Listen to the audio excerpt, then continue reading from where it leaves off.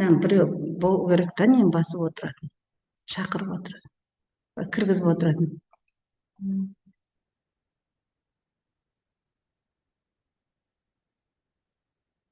Гүлмира апай, телефоныңыз дауысын өшірсеңіз. Микрофон.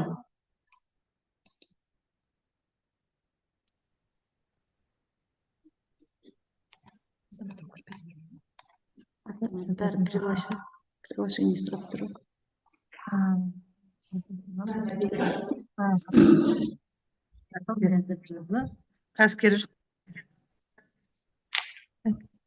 Қайырлы күн, құрметті әріптестер. Қайырлы күн, құрметті әріптестер. Біздің жалпы білім беретін, нөмірі 2-ші жалпы білім беретін мектептің ағылшын тілі пәні мұғалімі Бейсенбай Гүлнәр Шаймерденқызы. Енді осы жерде бүгін біз дене шынықтыру пәні мұғалімі Алмағамбетова Әлия Төребекқызы, тарих пәні мұғалімі Секібаева Шолпан Құзияровна, осы кісілер сіздермен бүгін өзіміздің тәжірибемізде бөліскен авторлық бағдарламаны сіздерге тарату мақсатында осындай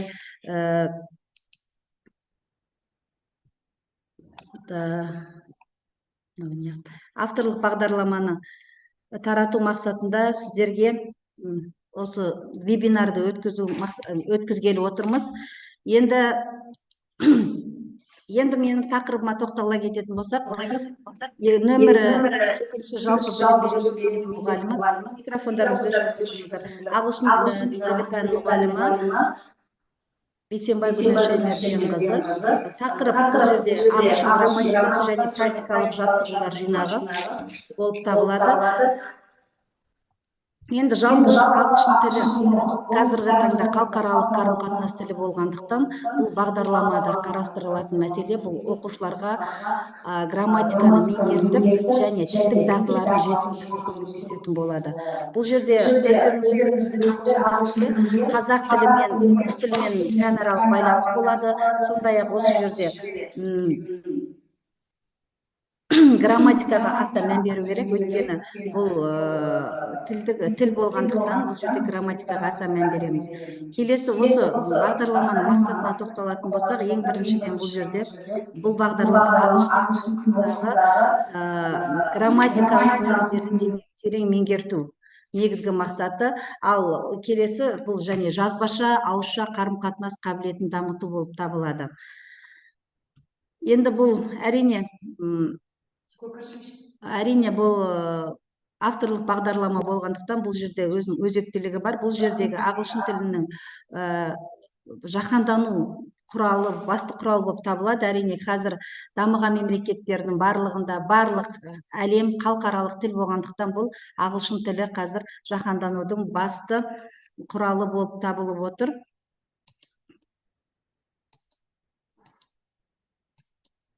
Мен өзім организатор болып.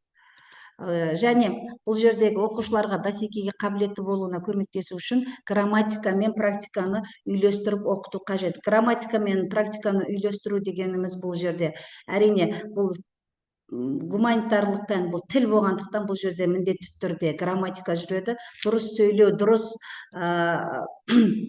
дұрыс сөйлеу, дұрыс жаңағы бала ойын жеткізу үшін, осыны практикада дұрыс қолдану үшін әрине бізде грамматика үлкен рөл атқарады. Осы менің авторлық бағдарламамда осы грамматиканың жаттығулар жиынтығы бар. Бұл грамматика, бұл бағдарлама 5-ші және 9-ші сыныптар аралығында қолдануға болады. Себебі біздің ағылшын тілінде тіпті білмеймін, енді басқа пәндермен байланыс болған кезде қараңыздар, бір грамматика 5-ші сынып, 6-шы, 7-ші, 8, 9 болып, жаңағы көлемі ұлғайып, тапсырмалар келе беретін болады. Сондықтан да бұны 5 пен 9-шы сынып аралығында алып отырмыз.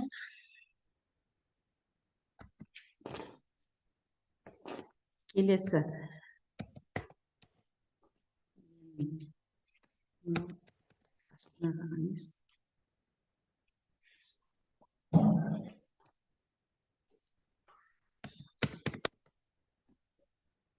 Сіздерге экран көрініп тұр ма?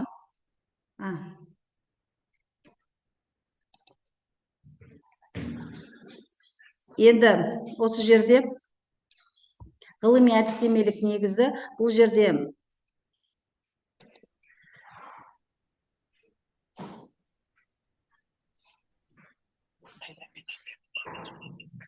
Менің жұмысым қайда екен?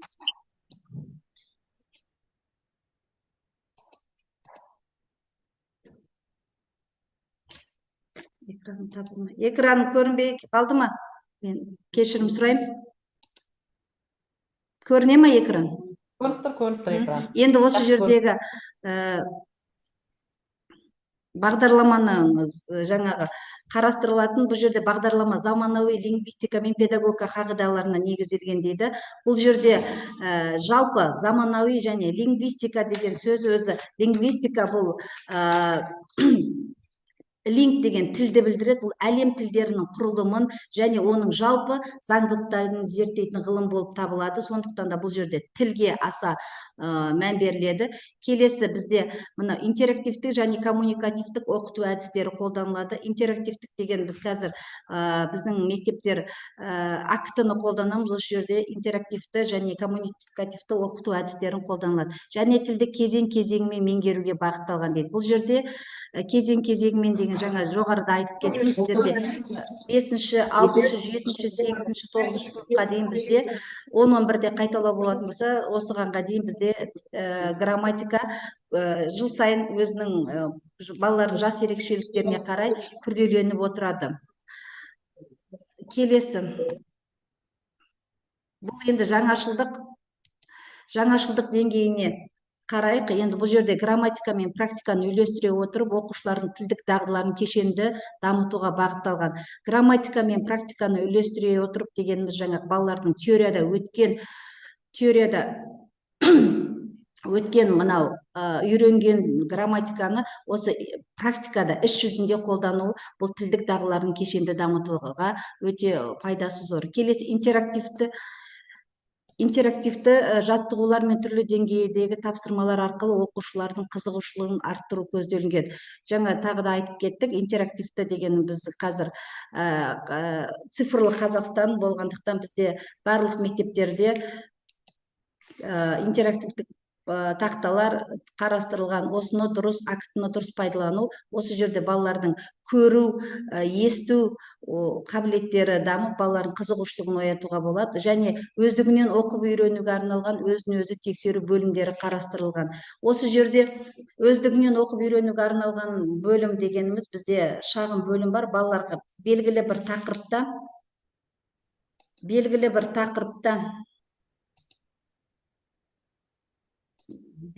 тақырыпта балалар өздері бір грамматика тақырыпты өтіп, өздеріне шағын түсінікті жазылған, соны алып балалар артынан өзінен тексеру бөлімдері қарастырылған. Яғни бала өзін-өзі осы жерде қаншалықты деңгейін біле алады.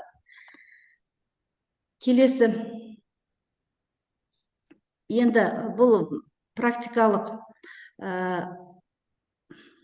бұл балалар күнделікті қарым-қатынаста, практикалық маңызына тоқталсақ, күнделікті қарым-қатынаста қолдануға бейімдейді. Ол күнделікті дегеніміз қазір жаңа айтып өттім сіздерге. Бұл халықаралық тіл. Қазіргі балалардың тыңдайтын әуені де, көретін фильмі де, тағы басқа ойындары да, кез келген нәрсе, оқитын кітаптары да осы халықаралық тілде болғандықтан балалар шетелге шықса да осы күнделікті қарым-қатынасқа қолдануға бейімдейді. Себебі біздің грамматикада бір жаңағы сөз дұрыс келмесе, бізде сөздің мағынасы түбегейлі өзгеріске ұшырайды. Сондықтан да балаларға грамматиканы дұрыс, шақтарды дұрыс білу мақсатында жасалған. Келесі мына оқушылардың сөйлеу, жазу, тыңдау, оқу дағдыларын, бұл жаңағы барлық пәндерде бар, осы сөйлеу, жазу, тыңдау, оқу дағдыларын дамытады. Бұл бізде мына бөлім бойынша жиынтық бағалау, 90-дық бөлім бойынша жиынтық бағалауда кездеседі. Осы жерде балалардың оқу, сөйлеу, жазу, тыңдау дағдыларын дамытуға арналған тапсырмаларда кездеседі. Және өзін-өзі тексеру тапсырмалары арқылы білімін жетілдіруге мүмкіндік береді деп айтып кеттім. Жаңа сіздерге бұл балаларға шағын теориялық жұмыс беріліп, астында өздеріне шағын тапсырмалар беріліп, бала өзінің білімін тексеретін болады. Микрофон өшіріп қойсаңыздар. Келесі свод талдау жасадық. Бұл әрине бәрі бірден, бұл біздің жеке менің алғаш өзім айта кететін болсам, бұл жеке менің алғашқы авторлық бағдарламам болғандықтан бұл жерде әрине күшті жақтары болады, әлсіз жақтары да кездеседі. Күшті жақтарына тоқтала кететін болсақ, бұл грамматиканы жүйелі меңгеруге көмектеседі. Жүйелі меңгеру дегеніміз жаңағы 5 пен 9 сыныптың арасында сынып балалардың жас ерекшеліктеріне қарай, балалардың ойлау қабілетіне қарай және балалардың қабылдауына қарай осы жүйеленеді. Келесі әлсіз жақтары бұл әрине барлық баланың деңгейі бірдей болмағандықтан оқушыларға ол бірдей тиімді болмауы мүмкін. Сондықтан да біз балаларды деңгейге бөліп дайындауға болады. Енді әрине мүмкіндіктер бұл жерде бұл тілді күнделікті өмірде академикалық және кәсіби салада қолдануға үйрету. Жаңа айттым, біз қазір дамыған мемлекеттерде бұл халықаралық тіл болғандықтан бұл күнделікті қолдануға балалар қалыптасу керек. Енді әрине бұл жерде де қауіп қатерлер кездеседі. Бұл жерде теориялық білімді тәжірибеде дұрыс қолданбау қаупі, алған балалар білімін тәжірибеде дұрыс қолданбау қаупі туындайды. Келесі енді қорытындылай келетін болсақ, бұл бағдарлама оқушылардың ағылшын тілін меңгеруді тиімді етеді. Оқыту әдістері мен тапсырмаларын жүйелі түрде жасалған. Нәтижесінде осы бағдарламаның нәтижесінде оқушылар тілді еркін қолдануға мүмкіндік береді. Жаңа жоғарыда айтып кеткендей, бұл сіздерге факультатив ретінде қолдануға болады. 34 сағат қамтылған, аптасына 1 рет. Кімде факультатив болса, мен айтар едім сіздерге, осыны сіздерге грамматиканы балалар дұрыс меңгеру үшін осы грамматика және оның тапсырмалар жиынтығы деген менің авторлық бағдарламамды болашақта көрсеңіздер де болады. Керек десеңіздер, мен сіздерге өздеріңізге оқулықтың электронды вариантын жібере аламын. Назар қойып тыңдағандарыңызға рахмет.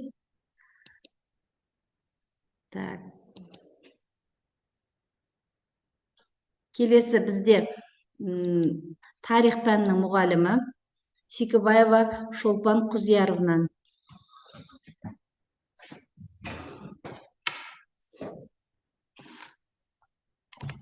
Сәлеметсіздер ме, құрметті әріптестер?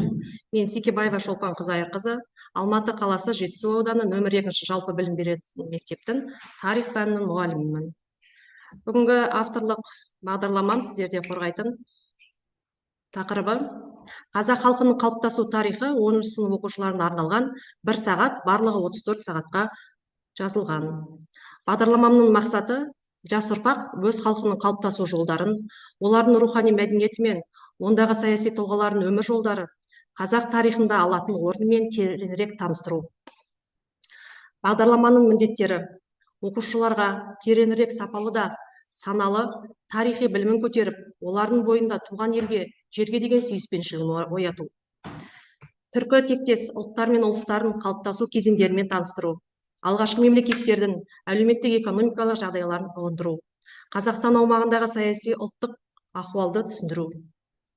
Бағдарламаның өзектілігі еліміздің тарихын терең білу арқылы ұлттық рухымызды көтеру, жас ұрпақтың бойында патриоттық сезімін дамыту, өз елінің тарихын біліп, ұлттық құндылығымызды бағалауға бағытталады.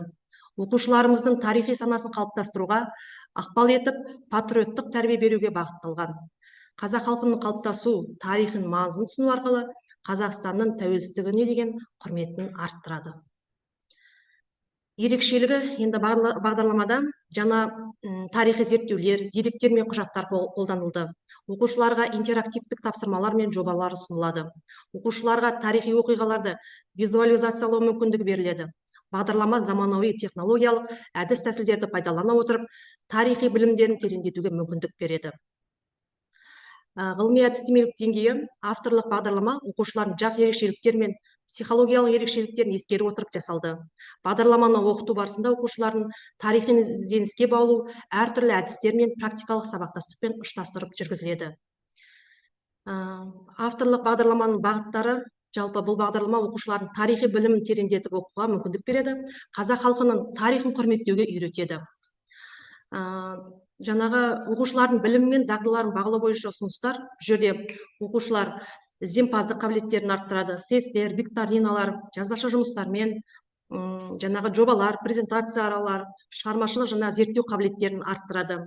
Жеке, топтық кері байланыс береді. Әртүрлі онлайн платформаларда қолданылады.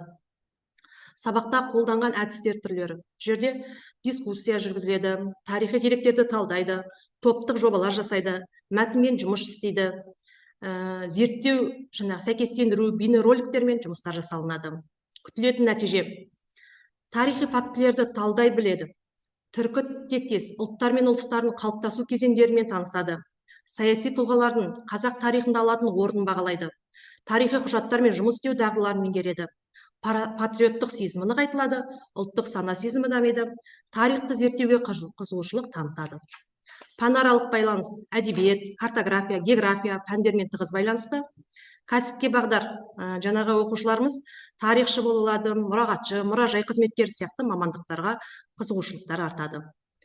Ұйымдастыру формасы: тест, арнайы логикалық тапсырмалар беріледі. Жиынтық бағалау қосымша сайттар арқылы тесттер тапсырып орындайды.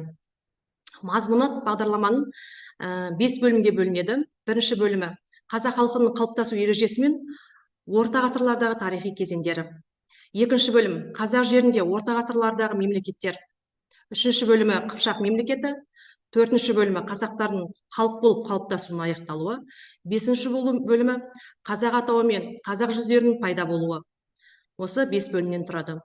Енді практикалық жаңа маңыздылығы осы бағдарламада мектепте тарих пәнін оқытуда қолдануға ыңғайлы жалпы.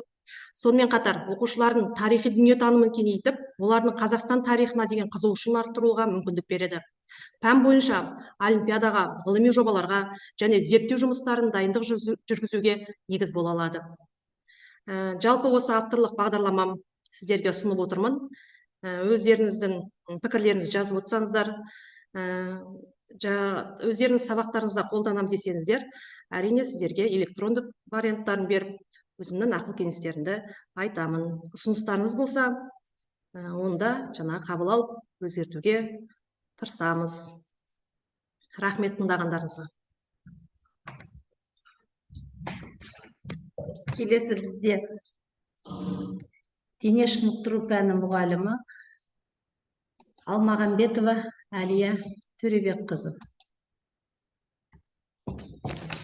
Қайырлы күн, әріптестер. Сәлеметсіздер ме? Мен нөмірі 2-ші жалпы білім беретін мектепте дене шынықтыру пәні болып қызмет жасаймын.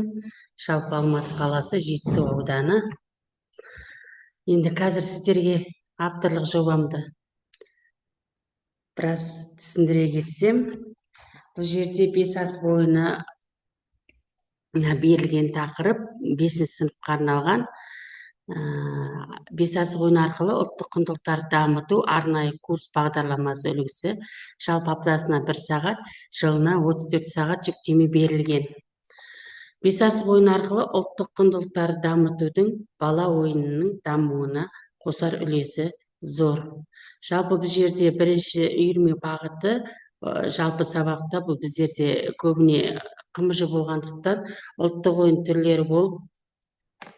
Тәрбие бағыты 5 ас ойынның түрлерін үйрету арқылы эстетикалық, патриоттық, мәдени тәрбие беру. Мақсатым осы 5 ас ойын жандандырып, жоғары деңгейде оқушыларды қалыптастыру, шығармашылық ізденімпаздық ойлау қасиеттерін дамыту, шыдамдылықтарын арттыру, ұжымдасып жұмыс істеуді қалыптастыру. Бұл жерде 5 ас ойын жоғары деңгейде меңгертіп, ойы сергек рухани мәдениетті қалыптасқан спорт саласында эстетикалық сауатты тұлға тәрбиелеп даярлау. Міндетіне келетін болсақ, жобаның мектеп базасында дене тәрбиесі сабағында алған білімдерін шыңдап, шеберліктерін қосымша білім беру арқылы әрі қарай дамыту, оқушының дарынын ашу, 5 ас ойынның жетік меңгере алатын тұлға қалыптастыру. Жоспарда 5 ас ойынның жүгірулері, ойнау деңгейлері көрсетілген. Қазіргі ұрпақтың санасын алыстап бара жатқан бабаларымыздың ұлттық ойын түрлерін, әсіресе 5 ас ойынның жандандыру басты міндеті болып табылады. Енді бұл жерде спортқа деген қасиет оқушының бойындағы сана белсенділігі, таным белсенділігі туа біткен қабілет. Осы қабілет сан алуан ғылыми салалардан білім алу арқылы және тәжірибелі ұстаздардың көмегі арқылы ашылады. Бірақ бала бойындағы қабілет, дарындылық қасиеттің тұқым қуалаушылықта да болуы мүмкін. Ата бабаның дарын қасиеті ұрпақтан ұрпаққа берілетіндігі өмір ақиқат. Дегенмен де спортқа деген дарын қабілетін жетілдірмей, оған белгілі бір біз ықпал факторлар жасай алмайды екенбіз. Енді мына жерде келетін болсақ, енді ұлттық ойынның қашанда қамқорлықты оған да асқан жауапкершілікпен қарауды қажет етеді. Әсіресе қазір осы ұлттық ойын түрлерін оқыту жайы оған жастай баулып тәрбиелеу ісі баршамыздың алдымызға байыпты міндеттер таратады.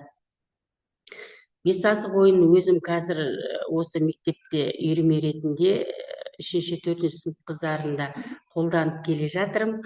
Сол мақсатта қазір осы ойынның пайдасының зор екендігін ойын түрлерімен таныстырып өтсем.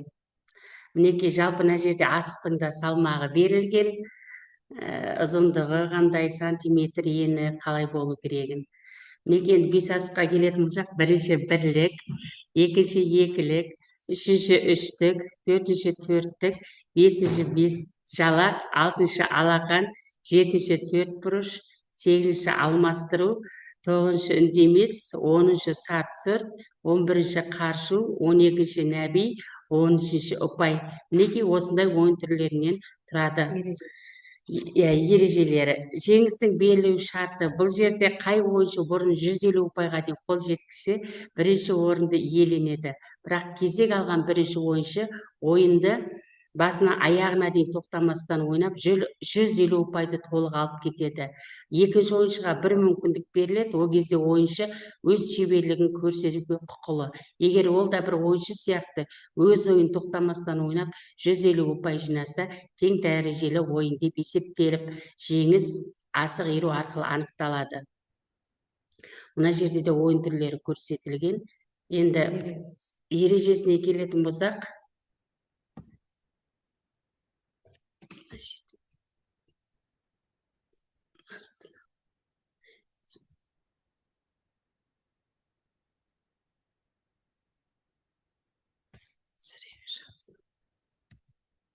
мына жерде басы көрінбей тұрды.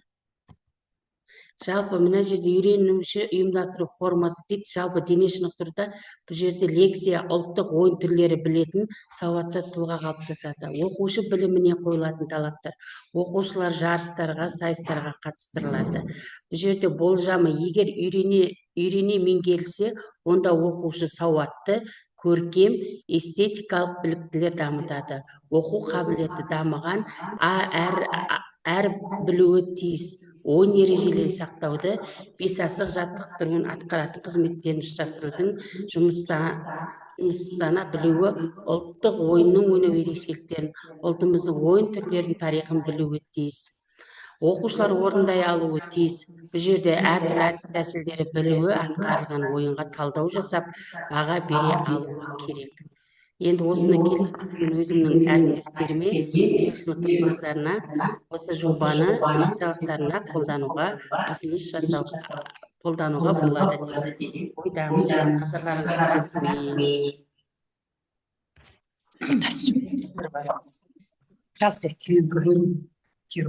Жалпы әріптестер, сіздерге дайындаған бүгінгі авторлық бағдарламамыз осымен өз мәресіне жетіп отыр. Енді сіздерден өтініш, кері байланыс беріп кетіңіздер. Кем кетік болса тоже айтып кетіңіздер, себебі бұндай біздің тәжірибемізде бөлісу, алғашқы бөлісу болғандықтан әрине жаңағы ең басында техникалық ақаулар болды. Жаңағы қатысушыларды қабылдауда кішкене шатысып жатырдық, кешірім сұраймыз. Өздеріңіздің ойларыңыз болса бір ауыз айтып кетсеңіздер. Кері байланыс, фидбәк. Гүлнаша Емерденовна, сәлеметсіз бе? Тулебаева Қалашқалиевна оқыс жөніндегі орынбасары, осы семинарды ұйымдастырушы. Яғни біздің қазіргі таңда осы мұғалімдердің көріп тұрсыздар ғой, иә, тақырыптары, авторлық оқулықтары өзекті деп саналады. Себебі ағылшын тілі пән мұғалімін қарасаңыздар, Бейсенбай Гүлнар Шаймерденовна, бұл кісі бізде, осы мұғалімдер барлығы 20 жылдан астам жұмыс жасайды, яғни өздерінің практикасында үнемі қолданады. Яғни осы халықаралық тілге ұштастырып отырып оқушылардың жаңағы қабілетін дамыту барысында қазіргі таңда осы мұғалімдерге біз Алмағамбетова Әлия Төребекқызының тақырыбын көріп отырсыздар, керемет. Яғни қазіргі таңда біздің болашақ бағдарды қарасаңыз, біртұтас бағдарламаны қарасаңыздар, барлығы осы тақырыптың аясында жүреді. Ал Шолпан Құзайырова осы тарих пәнінің мұғалімі де, яғни өзекті тақырыптармен жұмыс жасап отырып, осы мектепте, яғни алдыңғы қатардың ұстаздардың бірі, яғни осы жерде олимпиада, жан-жақты, яғни семинарларға белсенді қатысып отырған мұғалімдер. Яғни мен сіздерге оқу ісі жөніндегі орынбасар ретінде осы аттестациядан аман есен өтіп, яғни біздің Қазақстанның осы білім саласында әлде де оқулықтар шығарып, жұмыс дәптерлерін шығарып, тағы да басқа халықаралық деңгейде көрсетеді деп, шеберге жетеді деп үміттеміз. Яғни рахмет бүгінгі семинарларыңызға. Көп рахмет. Рахмет, Қарлығаш Қалиевна. Айтылған ұсыныстарыңызды бәрін ескеретін боламыз. Рахмет, қыздар. Рахмет, әріптестер, сіздерге. Ұсыныстарыңыз болса айтыңыздар.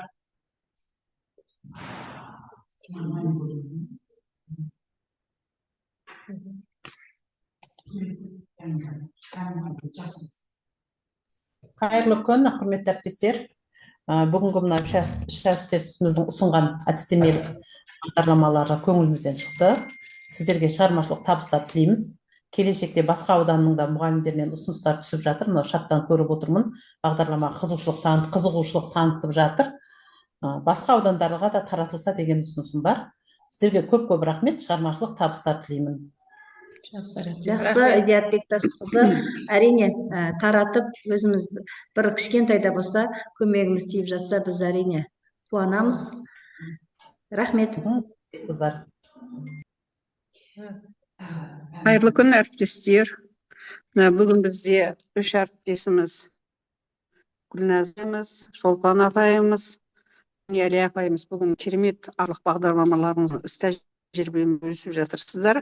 Әрқайсының өзінің енді комментарий жазып жатыр, бірақ негізі үшіңіздің де ұлттық құндылықты дейтін алған жаңағы қазіргі таңдағы өзекті мәселені алып отырсыздар.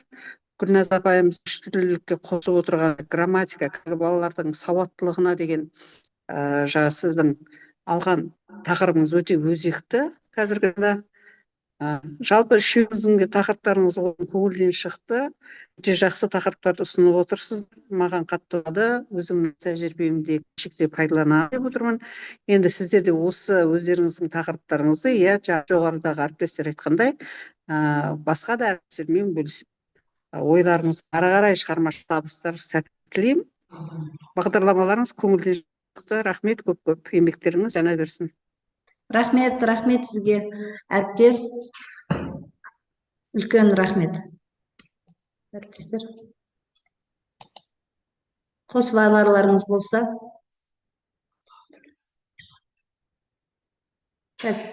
Және мында бізде қонақта болып отырған үш аудан бар, үш немесе одан да бірнеше аудан бар. Басқа аудан мұғалімдері өздеріңізде ойларыңыз айта кетсеңіздер, сіздердің ойларыңыз өте, пікірлеріңіз құнды болмақ осы жерде.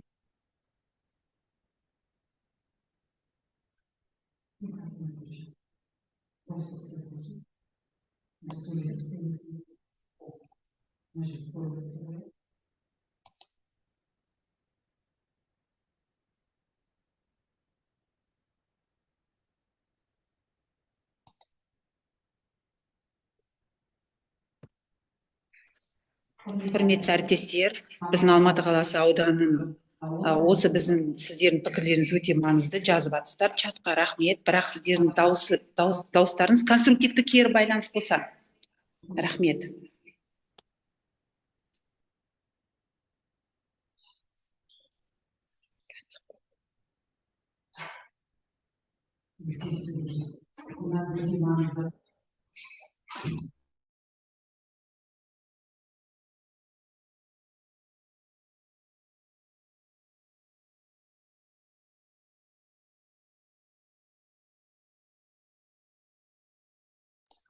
Кері байланыс беру үшін сіздерге мына жерде біз тағы да слайдтарды бір жүргізіп өтейік. Осы жерден алып қосарларыңыз болса, тағы да көріп шығарсыздар.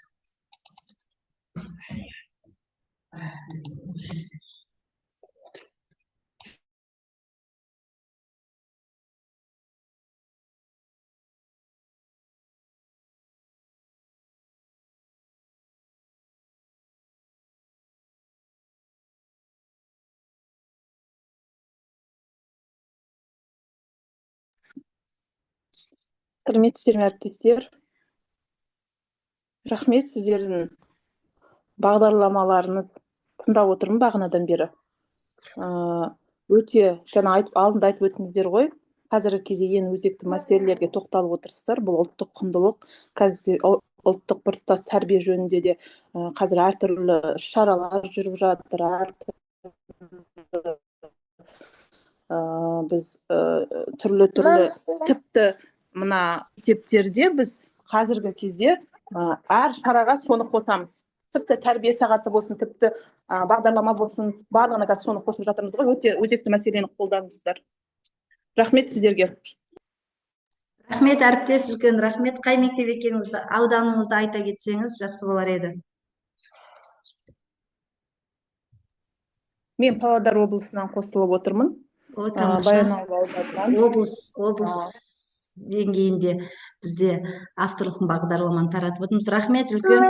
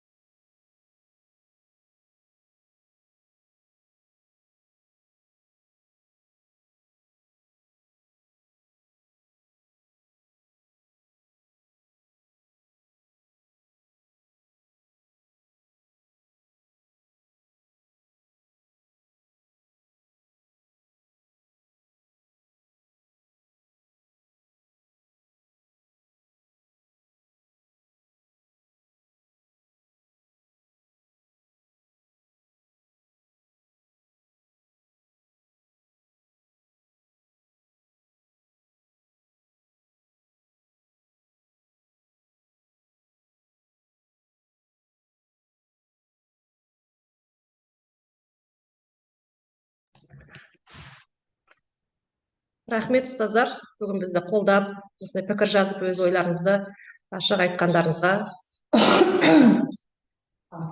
алғыс білдіреміз сіздерге, қолдағандарыңызға.